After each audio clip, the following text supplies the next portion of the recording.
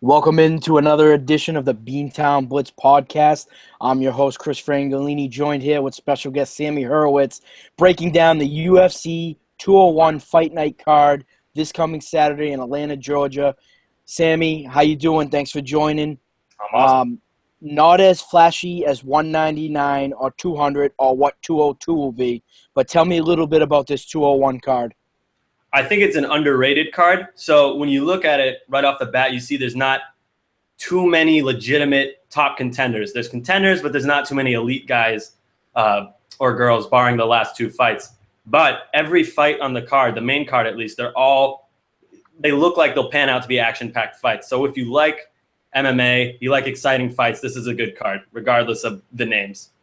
Yeah, like you said, this does seem like a UFC. A huge fan of the UFC type card because it's not very flashy like the 200 or 202 card will be.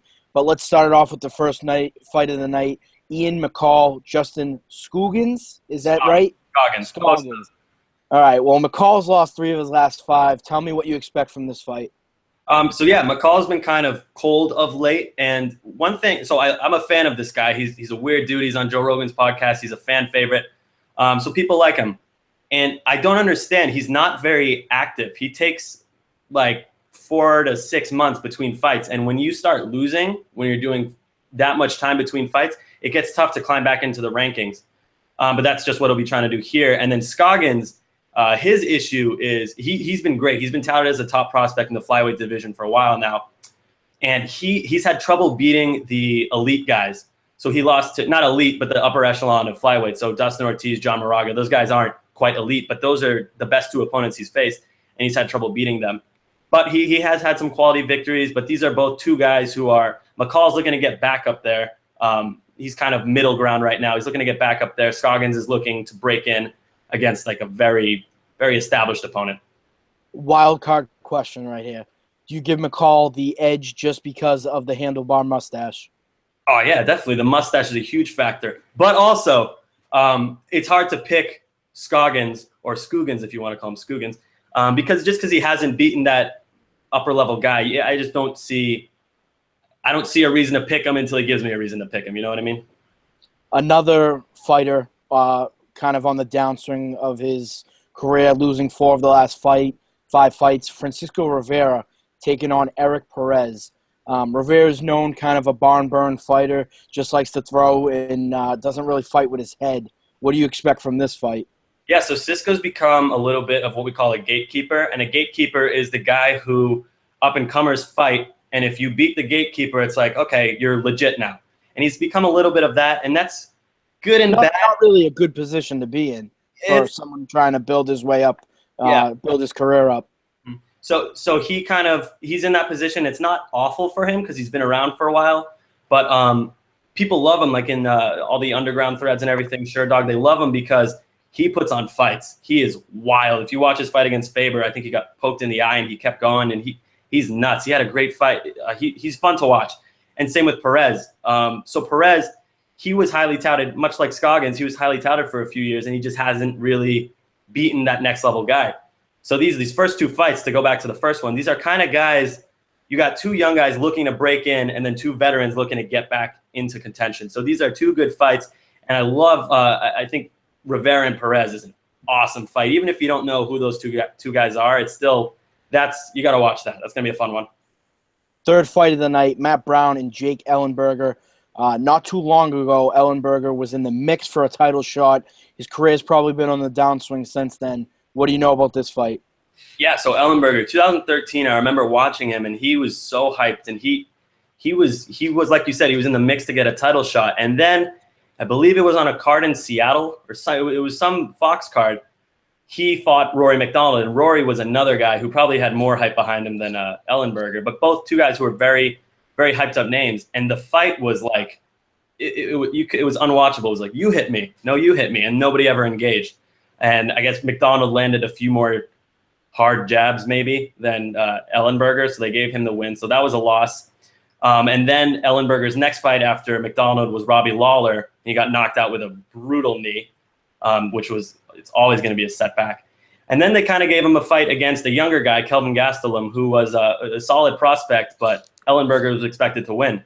And he was submitted by Gastelum. And that was kind of his third fight, his third loss in a row. And back in the day, maybe 4 or 5 years ago, when you lost 3 fights in the UFC, you were cut.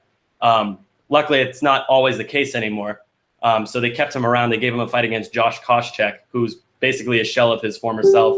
And he got beaten pretty bad by Ellenberger. So he got back on track. But then he goes against Stephen Thompson, who knocks him out with a wheel kick. For people who don't know, that's when you spin around and do a kick. That actually works sometimes. So he lost that fight. So now at this point, that's 4 of 5 he's lost. And then he fights Tarek Safadine, gets outpointed, and then that's another loss. So he's lost, what is that, 5 of 6? So that's pretty brutal. The only fight of the night featuring ladies, Rose Namajunas and Karolina Kowalski. Rose Namajunas and Karolina Kowalkiewicz, but that's close enough. I told you off air I wasn't going to get it right, so just for everyone listening in, Doug Rose, good in her last fight. What do you expect? She's great. You got to love Rose. I mean, I remember the moment I became a big fan of her. She was set up to fight, I believe it was Paige Van Zandt, who is a beautiful girl, and Rose is a pretty girl herself, and the UFC was kind of hyping it as, we got this one pretty girl fighting this other pretty girl. And Rose said, forget that, and she shaved her head, which was like bold, because she probably lost a lot of those weirdo dudes who like watching the girl fights because they look good. And I love that. She didn't care what those weirdos think, and she wants to fight because she loves to fight. And she said it was bothering me in practice. Her hair was bothering her in practice, which I love. She's cut it off, was like, forget it. And she has looked unbelievable in her last few fights. She beat Paige Van Zandt, and then she took the perfect record of Fall Rivers, Tisha Torres. So she took it again with Karolina, 9-0. Can she hang the first loss on her? I don't see why not. Kowalkiewicz is dangerous. Like I said, 9-0, which stands out as a very good record. But some of the competition she's faced has been subpar. Not to take anything away from her, 9-0 is 9-0. She hasn't lost. She's never lost a pro fight, but her last loss was as an amateur in 2012 against Joanna Jędrzejczyk, who's the current champion in the strawweight division. So she's fought the best fighters in the division, the best fighter. And this will be a good test for her. I think Namajunas will win, but there's Kowalkiewicz could definitely pull this out somehow. But I would stick with Rose. The main event of the night, Robbie Lawler, Tyron Woodley, welterweight bout for the title. Woodley's known for his wrestling. Robbie Lawler is a 67% defense and takedown. What do you expect here in this fight for the main event for the championship belt? So to reference an older fight, when Robbie Lawler fought Johnny Hendricks for the belt, Hendricks was able to beat Lawler by taking him down and kind of grinding him out for 5 rounds, which is really tough to do. And Hendricks was a wrestler. He was an NCAA wrestler, Oklahoma. So Woodley's going to have to follow that same formula that Hendricks followed to beat Lawler. Try to take him down, try to ground him out. Easier said than done. Like you said, 67% takedown defense rate is no joke. And Woodley completes about 44%, a little bit more than that, of his takedowns. So it's going to be, that could be the key to the fight. On the striking side of things, Woodley has great power. Really, like if you look at the dude's thighs, they're like tree trunks. He could knock you out easy. But Lawler, you don't want to strike with Robbie Lawler. He's got equally as dangerous power. He's a little bit more seasoned in the striking. So, like I said, I think it's going to be the takedown and takedown defense, which is going to dictate who wins this fight. It's really dangerous to take down Lawler, which is the reason I pick him to win this fight. I think he catches Woodley or just outgasses him. I think Lawler will stick as champion, but it's going to be tough. The UFC 201 fight card is in Atlanta, Georgia this Saturday. Stay tuned for our 202 podcast coming up. That will be a huge card. Sammy, always a pleasure. Thanks for joining the Beantown Blitz podcast. Thanks for having me. For Chris Frangolini and the Beantown Blitz, thanks for listening in.